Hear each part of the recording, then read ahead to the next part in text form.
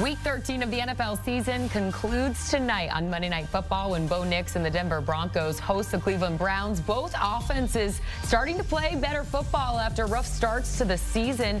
Broncos have won 7 of their last 10 games to get back in that AFC playoff picture. The Browns are putting up their highest scoring outputs of the season over the last 4 games with wins over both the Ravens and the Steelers. And since taking over for Deshaun Watson, Jameis Winston has just rallied this team. And selfishly, I hope we see more of him just for the sound bites alone. But what impresses you most about what Jameis Winston has been able to do and where he's taking this team? It's him being himself, right? Jameis is going to be Jameis. You talked about the sound bites in pregame. I think everybody is going to be tuned in for that. And Jacqueline, unfortunately, I looked at the weather in Denver. It doesn't look like there's going to be snow. It's actually going to be perfect. 40 degrees, not much wind at all. So I was hoping that it would be snow just so we could get another sound bite from Jameis Winston. But one thing he has done that he needs to do a little bit better job of, Mike, I would say, is taking care of the football in certain situational football scenarios. Now, this right here, right, this is so gutsy. 4th down. Right, laying it on the line for his team, getting hit by a defensive lineman, flips up, gets into the end zone. He made some big-time throws in this snow game versus the Pittsburgh Steelers. And even if you go to the week before, right, Mike, versus the New Orleans Saints, he played really well. The field goal kicker missed some kicks, and the defense played awful. But what I really like is that he's got a connection with Jerry Jeudy.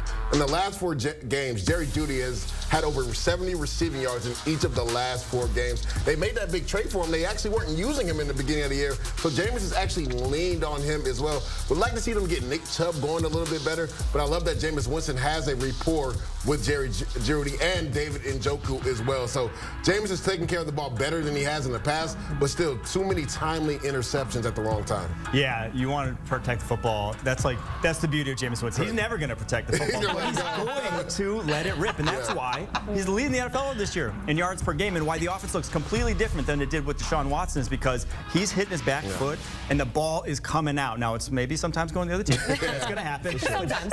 But Deshaun Watson was holding it behind a leaky offensive line. This is an offensive line that, while improved, still not great, that he has to get the ball out of his hands. He's doing that. They have some playmakers on this offense at the receiver position. Guys like Jerry Jeudy, guys like Elijah Moore, guys like David Njoku, they can get open. They've been getting open all year. It's just Deshaun wasn't finding them. Jameis is giving them chances. So I like him in this game. I like the way he's been playing in this game against Denver Broncos that want to heat you up, that want to bring more pressure.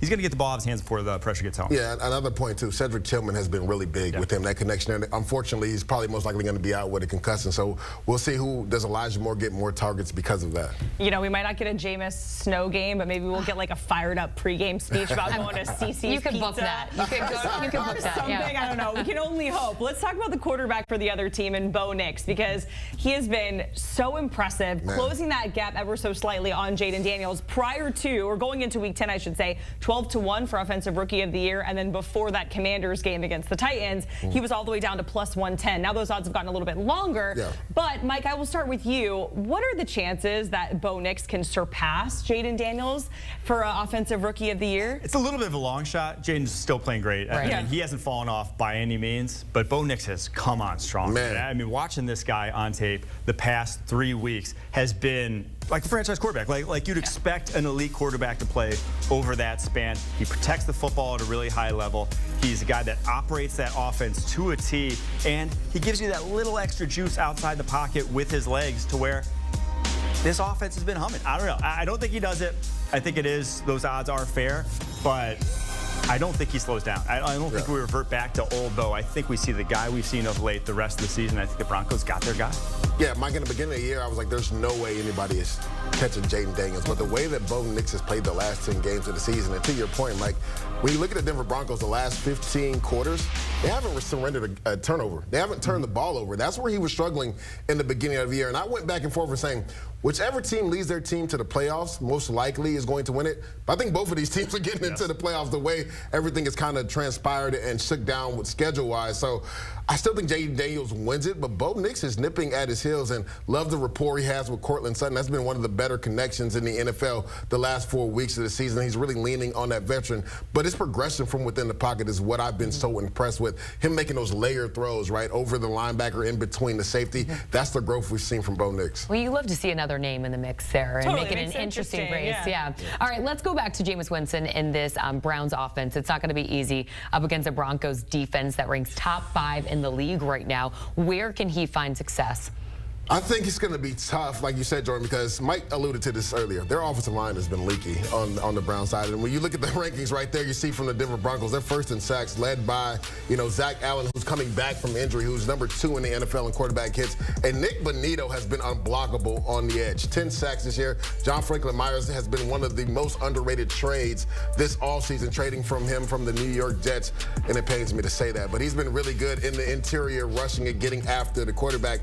I think attacking Levi Wallace, they may be able to find some hate because Riley Moss had played at a Pro Bowl level, and he's out with injury right now. So if I'm Jameis Winston, right, depending on where Levi Wallace is lined up on the outside, maybe I try to make sure that Courtland Sutton motions over to that side and get that one-on-one with him. Yeah, that's a very big matchup because they play a lot of man coverage. They ask those corners on the outside to go 1v1. And when you have Patrick Surtain, you're allowed to do that. When you have Riley Moss, the second guy, you can do that. Guys that can do that at a high level. But Levi Wallace, I worry about that. Sure. So I think that's what Jameis is going to do.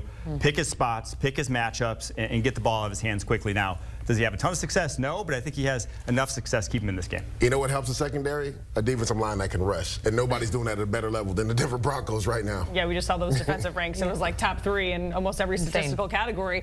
Let's get some picks, gentlemen. Broncos, 6.5-point favorites. The total right around 41 and a hook, just in case you want to, sprinkle an extra pick in there, Lige. But we'll start with you. What do you like? So this line's fluttered, Jag. It's been -5.5, -6.5. But when you look at the Denver Broncos this season, they've been great against the spread as favorites. Right, they're 5-0 straight up and 5-0 against the spread when they're favorites, and they haven't just been winning those games barely. They've been winning by 10 points or more, right? So they have been dominant when they are favorites in this game. I think this defensive line gets after this Browns offensive line, who has been leaky. Again, the return of Zach Allen in that interior defensive line is going to create havoc inside. I like the Denver Broncos to get it done. Give me the Denver Broncos -5.5, or if you got to take it for -6.5, I like it as well too. I like the Browns actually to cover this one for a couple of reasons. One, we're going to get a Jameis Winston pregame speech on the mic. And that, of course, always makes the Browns, gives them 3 more points in that one. And then the other reason is because I think the Browns can actually pressure Bo Nix. That's what the offensive line that he's been playing behind, one of the lowest pressure rates he's faced in the entire NFL this season. That ain't going to be the case against the Cleveland Browns defensive line of Myles Garrett. So because of that, I think the Browns at least keep it within 6.5. Okay, interesting. I like it. Time now for a same-game parlay presented by FanDuel, America's #1 sportsbook. Make every moment more. A nice little 4-legger here. Mike, you start us off. I'm going to go with Bo Nix under 220.5 passing yards because, one, I think if the Browns are susceptible defensively, it's running the football. So I think that's going to be a heavy part of their game plan. And then they play man coverage on the outside. They have a great secondary. You really only have to focus on guys, on Courtland Sutton there, on that Broncos receiving core. So I think they double him a lot or put Denzel Ward on him. And at that point, I don't think Devon Vallée, Little Jordan Humphrey are going to be separated against these other corners. Vallée's played really well. He's got a real rapport with Bo Nix. I'm actually going opposite of Mike, right? I'm going over receiving yards for Courtland Sutton, 60.5 receiving yards.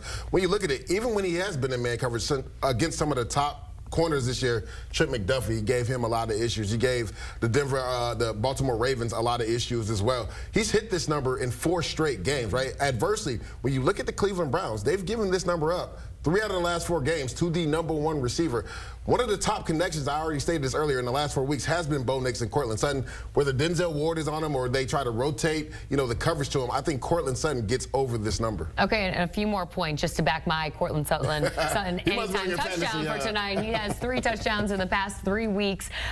He's #1 option right now in this passing game for Bo Nix. I think they're finally on the same page. We've seen that the past 4 weeks, as you alluded to. So give me Courtland Sutton anytime touchdowns. Love it. I had to kind of go skirt and change mine a little bit. I was going to do Bo Nix over passing. I wanted a little. Mike made you nervous? No, Mike. I had to change it. I was like, all right, I'll change. I mean, 220 I don't know if I like this is that's a big number. I didn't see the number. I was just feeling like I was trying to speak. Was it all vibes? It was vibes. I was trying to speak like an interesting offensive Rookie of the Year race into existence, but I've swerved a little bit, and Lige, you alluded to it with the Jerry Jeudy revenge game, if you will. So I'm going to go over his receptions at 4.5. That's going to be the last leg of the parlay. I don't know if I like the retracting though. That gives us that juju. I'll change a bet. Whoever goes, if he goes over. I should have made Mike pivot, but I didn't. I felt nice today. You know what? And I like our odds. Plus 711. I might play this one. Yeah, I'm feeling pretty good about it. So if you play it, cash in. Let us know. All right. Speaking of FanDuel, there's no better time to get in on all the NFL action on FanDuel, America's #1 sportsbook. Right now, new FanDuel customers can get $150 in bonus bets if your first $5 bet wins. Just scan that QR code now and make every moment more with FanDuel.